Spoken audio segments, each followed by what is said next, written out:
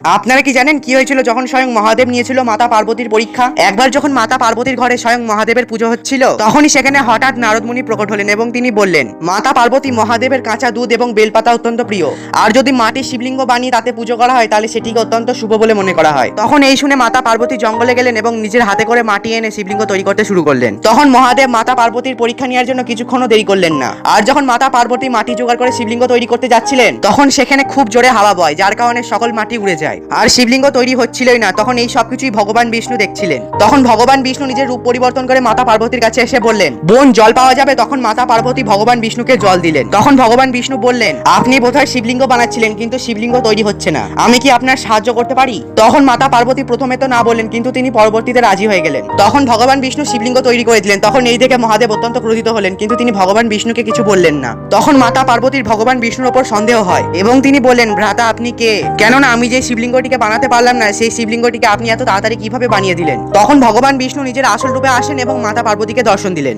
আপনিও যদি মহাদেবের সত্যিকারের ভক্ত থাকেন তাহলে কমেন্টে হর হর মহাদেব লিখতে ভুলবেন না।